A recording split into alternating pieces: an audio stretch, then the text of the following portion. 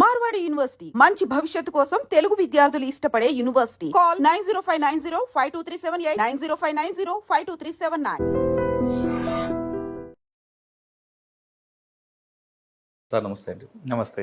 Sir సాధారణంగా law and order వేరు, ఎక్కువగా traffic, face of police traffic, correct. అటువంటి డిపార్ట్మెంట్ ఉన్నారు మీరు. అంటే లా అండ్ ఆర్డర్ చేశారు, కానీ ట్రాఫిక్ ప్రతి వ్యక్తి రోడ్డు మీదకి వచ్చిన వ్యక్తి కానీ లేదంటే బయట దేశం నుంచి వచ్చిన వాళ్ళు కానీ ఫస్ట్ కనబడేది పోలీస్ ఇంప్రెషన్, పోలీస్ ఇమేజ్ అనేది ట్రాఫిక్ ఉంటుంది. అంత perfect department, 100% public useful department traffic. Correct. అటువంటి దానికి మీరు యూనిట్ ఆఫీసర్ ఉన్నారు కాబట్టి పబ్లిక్ చూస్తుంటే ఎలా కనిపిస్తుంటుంది, వాళ్ళ పర్సెప్షన్ ఎలాగ ఉంటుంది, ట్రాఫిక్ సెన్స్ ఉందా లేదా హైదరాబాద్ పబ్లిక్లీ, ఒకవేళ సెన్స్ లేకపోతే ఏం చేయాలి? ఇక్కడ ఎన్ఫోర్స్మెంట్ ఉంటుంది, ఇంజనీరింగ్ ఉంటుంది, ఎడ్యుకేషన్ ఉంటుంది. ఎన్ఫోర్స్మెంట్ మీ డ్యూటీ, ఎడ్యుకేషన్ మీ డ్యూటీ, కానీ ఇంజనీరింగ్ మీది కాదు. కానీ మీ డిపార్ట్మెంట్ వాళ్ళు రోడ్లు ఎక్కడ తవ్వినా ఏం చేసినా ముందు ఇంజనీరింగ్ డిపార్ట్మెంట్ కానీ మీ వాళ్ళే పనిచేస్తుంటారు. అంటే ట్రాఫిక్ పోలీసులు EEE కూడా చేస్తున్నారు. హైదరాబాద్ ట్రాఫిక్లో ఎలాంటి జాగ్రత్తలు తీసుకోవాలి? ఎక్కువగా మీరు అన్నట్లు గత నుంచి మాట్లాడుతున్నప్పుడు ట్రాఫిక్ వైలేట్ చేసేవారు అందరూ కూడా ఎడ్యుకేటెడ్ ఉంటారు, అదొకటి రికార్డులో వస్తుంది. ఎర్లీ మార్నింగ్ ఎక్కువగా లేదా నైట్ అవర్స్లో కానీ ఎక్కువ ప్రమాదాలు జరుగుతాయి. మిగతా టైంలో ప్రమాదాలు జరగడానికి ఆస్కారం ఉంటుంది, ఎందుకంటే అన్ని ట్రాఫిక్ బందులు ఉంటాయి, జాములు ఉంటాయి.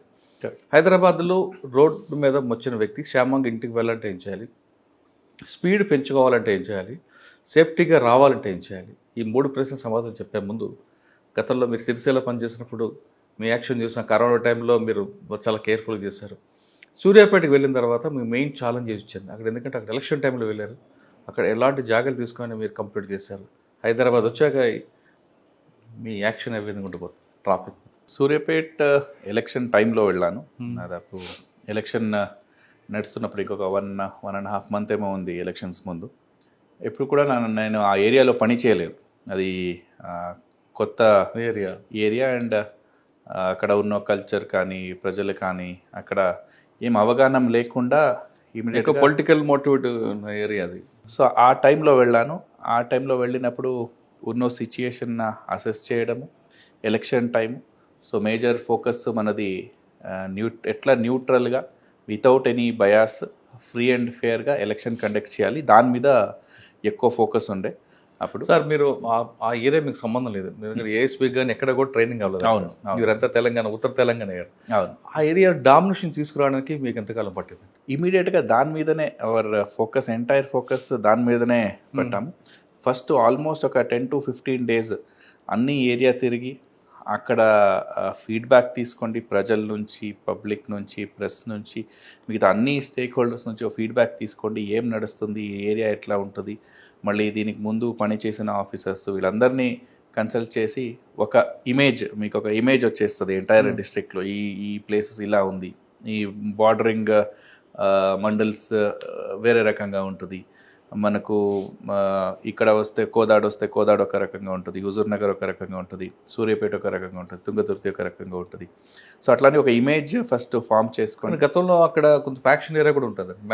అవును, ఫ్యాక్షన్ ఏరియాస్ కూడా కొన్ని ఉన్నాయి. అక్కడ పబ్లిక్ కూడా చాలా ఎక్కువ రియాక్ట్ అవుతారు. అండ్ పాత ఫ్యాక్షన్ గొడవలు ఏముంది, ఆ గొడవలు, ఆ సెన్సిటివిటీస్ కూడా మనము కన్సిడర్ చేసుకున్నాం. కొంచెం కమ్యూనిస్ట్ ప్రభావం జిల్లా అది.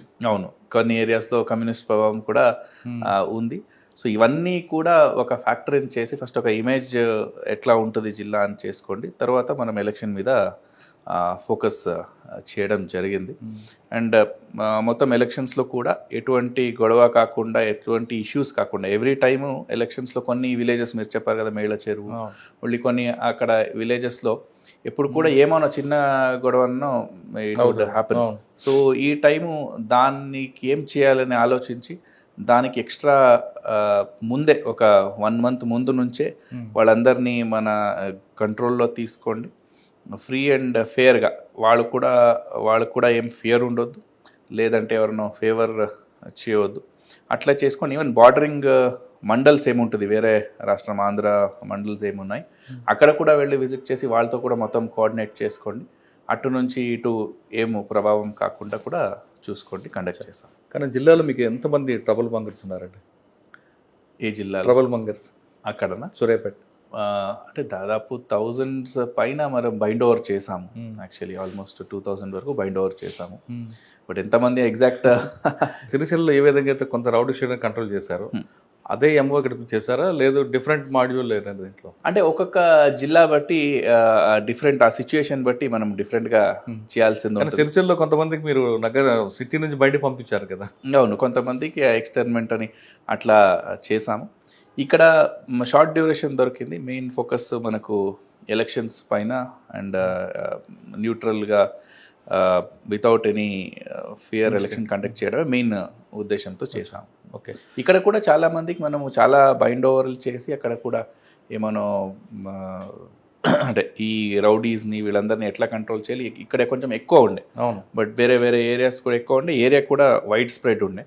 సో దాన్ని కూడా వాళ్ళని బైండ్ ఓవర్ చేయడము, లేదంటే మా ఎన్బిడబ్ల్యూస్ ఇవన్నీ అవైలబుల్ వారెంట్స్ ఉంటే కోర్టు నుంచి తీసుకొని దాన్ని ఎగ్జిక్యూట్ చేయడము, ఇవన్నీ కూడా చేయడం జరిగింది. సార్ పక్కనే మీకు కంచెకచెర్ల, నందిగామ, ఆ రెండు ఏరియాలో ఉన్న రౌడీ షీటర్స్ అందరూ సూర్యాపేట, కోదాడ రావడం, ఇక్కడ యాక్షన్ చేయడం, తిరిగి జంప్ అవుతుంటారు. ఆ ప్రాబ్లం ఎలా మీరు సాల్వ్ చేస్తారు? అంటే మనకు ఆ టైంలో బార్డర్లో మనం చెక్ పోస్ట్ పెట్టాము. చెక్ పోస్ట్ పెట్టి వాళ్ళతో కూడా ఇన్ఫర్మేషన్ తీసుకున్నాం. మళ్ళీ ఆ టోల్ గేట్లో నంబర్స్ వస్తుంది, ఏ నెంబర్ ఫ్రీక్వెంట్గా అటు నుంచి ఇటు నుంచి అటు పోతుంది, what is the reason, whether వాళ్ళు యాక్చువల్గా జెన్యున్గా పని మీద వస్తున్నారా లేదంటే వేరే ఏమైనా చేయడానికి వస్తున్నారా, దాన్ని మానిటర్ చేయడం స్టార్ట్ చేసాం. అట్లా మానిటర్ చేసి అట్లాంటి వాళ్ళు ఎవరెవరున్నా వాళ్ళని ఐడెంటిఫై చేసి వాళ్ళతో మాట్లాడితే వాళ్ళందరూ అలర్ట్, ఎవరు కూడా అట్లా రాకుండా చూసుకున్నాం. కానీ మీరు హానెస్ట్గా ఉన్న మీ కింద సిబ్బంది మీకు కోఆపరేట్ చేశారా? ఎందుకంటే చాలా కాలం నుంచి అక్కడ వాళ్ళు. అవును, అది కూడా ఒక ఛాలెంజ్ ఉండే. కొత్తగా వచ్చాము, ఆల్రెడీ పాత కింద లెవెల్లో చాలామంది ఆల్రెడీ ముందే చాలా సంవత్సరం నుంచి ఉన్నారు. కాబట్టి అంటే ఒక సిస్టమ్ నడవాలంటే మనం అందరిని చేంజ్ చేస్తాము, అందరిని ఇచ్చేస్తామని చేయలేము. మనము ఉన్నో మ్యాన్ పవర్, ఉన్నో రిసోర్స్ని వాళ్ళని మనం ఎట్లా వాడుకోవాలి, how to manage them and regulate them and ensure that మన పర్పస్ ఏముంది, ఏమేమి ఉంది, దానికి వాళ్ళని ఎట్లా యూస్ చేసుకోవాలి, దాన్ని ఆలోచించి అట్లా టాక్ట్ఫుల్గా వాళ్ళని హ్యాండిల్ చేయడం జరిగింది. సార్ ఫస్ట్ డే అంటే జాయిన్ అయిన తర్వాత మొత్తం మీ ఎంటైర్ డిపార్ట్మెంట్ అందరికి మీటింగ్ పెట్టారు.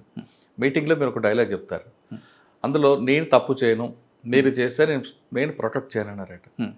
అంతేగాని మీరు ఎవరు చేయొద్దు అని చెప్పకుండా నేను చెయ్యను మీరు చెయ్యొద్దు అనకుండా మీరు చేస్తే నేను ప్రొటెక్ట్ చేయను ఎందుకన్నారు? అంటే వాళ్ళ మైండ్లో ఆల్రెడీ అంటే అప్పుడు ఉన్న చేంజెస్ అయిన దాంట్లో ఆల్మోస్ట్ ఎస్పీ స్థాయి ఆఫీసర్స్ కూడా చేంజ్ అయ్యారు. సో వాళ్ళకి చెప్పాము, ఆల్రెడీ మానిటరింగ్ ఉంటుంది, క్లోజ్ మానిటరింగ్ ఉంటుంది, మీరు ఎటు పరిస్థితులు కూడా న్యూట్రల్గా ఉండాలి. యాజ్ పర్ ఫ్యాక్ట్ ఏం జరిగిన వాస్తవం మీరు చేయాలి, అదే మన పని. సో మీరు వేరే ఏమోనో పర్సనల్ ఉద్దేశం నుంచి వేరే ఏమోనో చేస్తే డెఫినెట్లీ ఎవరు కూడా వాళ్ళని ప్రొటెక్ట్ చేయలేరు. ఎందుకంటే ఎలక్షన్ అన్నది మన ఎంటైర్ డెమోక్రసీకి అది ఫౌండేషన్. సో ఆ దాంట్లో మనం ఒక చిన్న ఇది కూడా మిస్టేక్ కూడా చేయలేము, చేస్తే అది మన ఎంటైర్ సిస్టమ్కేనే ఎఫెక్ట్ అవుతుంది. సో దాన్ని మైండ్లో పెట్టుకుంటే వాళ్ళకి చెప్పాము, నోబడీ విల్ ప్రొటెక్టివ్ అండ్ ఎవరు కూడా ఏం డీవియేట్ కావద్దు యాజ్ పర్ ప్రొసీజర్. ఆ ప్రొసీజర్ ఏముంది, వెల్ లేడ్ అవుట్ ఉంది, స్టాండర్డ్ ప్రొసీజర్ ఉంది, ఎన్నో సంవత్సరం నుంచి చేస్తున్నాము. India is one of the largest democracy in the world. అన్ని స్టేట్స్లో ఈ ప్రొసీజరు ఇన్ని సంవత్సరము వర్క్ అయింది కరెక్ట్గా. ఎస్ఓపీస్ ఏముంది, ఏమేమి రిపోర్ట్ చేయాలి, ఏమేమి ఇది చేయాలి అన్నీ ఉన్నాయి. సో దాన్నే ఫాలో చేయాలని చెప్పాను. అప్పట్లోనే మినిస్టర్ గారు మీకు ఏమైనా రాళ్ళ హెడేక్ లేదు, అంటే మనకు అక్కడ ఆ ఏరియాలో ఎవ్వరూ పరిచయం లేరు కాబట్టి, అందరూ మనకు కొత్త వాళ్ళే కాబట్టి there was no access to anyone. As per procedure system was running. Sir election కాకుండా క్రైమ్ విషయంలో ఏమి దొరికింది అక్కడ మంచి కేసులు అని చెప్పగలరా? ఒక ఛాలెంజింగ్ ఒక మర్డర్ అయింది, ఎలక్షన్ అయిన తర్వాత అయింది యాక్చువల్లీ. సో ఒక ప్లాన్ చేసి అతని మూమెంట్ని చూసి ఒక మెయిన్ రోడ్ పైన హైవే పైన వెళ్తున్నప్పుడు ఒక ఆటోలో వచ్చి డాష్ ఇచ్చి అతను కింద పడిన తర్వాత 2-3 అతన్ని ఆటోలో తీసుకొని వెళ్ళి మళ్ళీ యూటర్న్ చేసుకోండి, బార్డర్ క్రాస్ అయ్యి జగాయిపేట దగ్గర ఒక ఊర్లో ఒక ఇల్లు కిరాయికి తీసుకోండి ముందే ప్లాన్ చేసి హైదరాబాద్ నుంచి వచ్చి అతన్ని అక్కడ మర్డర్ చేసి దాన్ని మళ్ళీ ఒక బాక్స్లో పెట్టి దాన్ని వేరే దగ్గరకి ట్రాన్స్ఫర్ చేసి దాన్ని ఇది చేయడం జరిగింది. అంటే మీ దగ్గర కిడ్నాప్ సూర్యాపేట, మర్డరు ఆంధ్రాలో అండ్ అందరు కూడా బాడీ కూడా ఆంధ్రాలోనే దొరికింది. సో అందరు కూడా ఏమంటే ఇది జ్యూరిస్డిక్షనల్ ఇష్యూస్, కోఆర్డినేషన్, బట్ దాన్ని ఛాలెంజ్గా తీసుకోండి. అప్పుడు విజయవాడలో కూడా విజయవాడ పోలీస్ కూడా చాలా సహకరించారు. మనం కూడా మన దగ్గర ఉన్న ఇన్ఫర్మేషన్ అన్నీ ఇచ్చి